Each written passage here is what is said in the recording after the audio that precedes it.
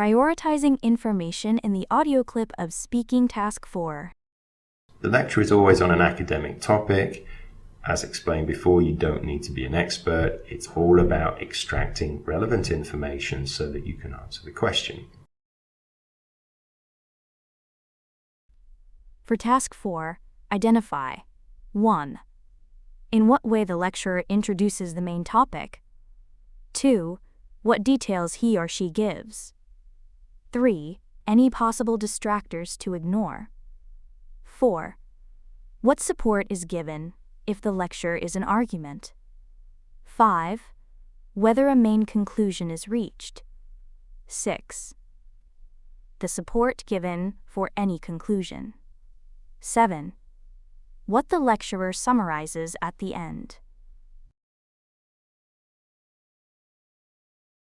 The most common error for Task 4 is to simply summarize the notes made on the lecture without including specific, key points and the relationships between supporting examples and the overall topic.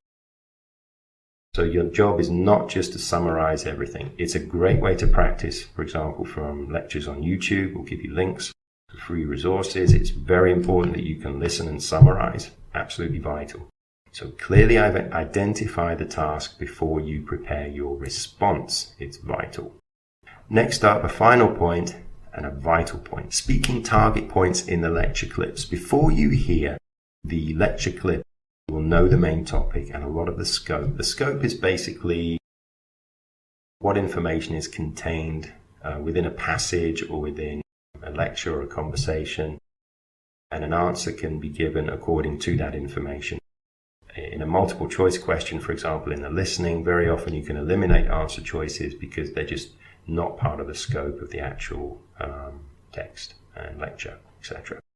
So that's why we use the word scope. You have a more broad scope, which we consider more telescopic, very wide range. And then microscope, very specific, detail-oriented.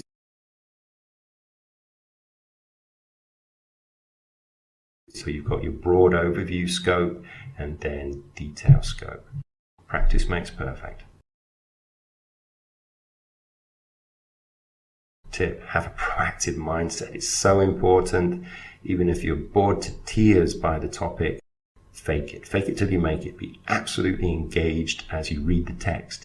Select a few target points and try to predict what the lecturer will say about them. Okay, now this is not just a waste of time.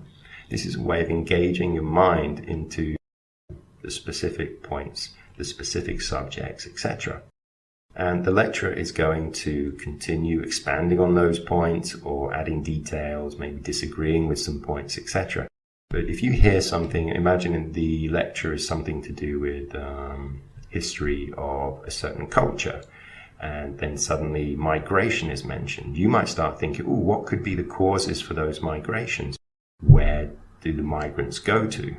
Just as a very simple example, make predictions. You do it all the time when you're listening to something or somebody anyway, so just learn to use that natural ability.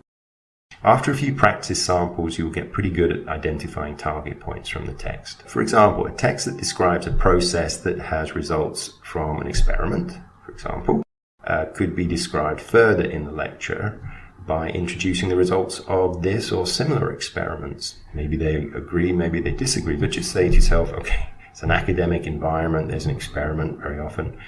Guess what? There will be other experiments. How do they relate to this one? What was the result? Get your mind engaged. Okay, thank you. Next up, we will be looking at giving the audience what it wants, a very short but very important thing that we need to focus on.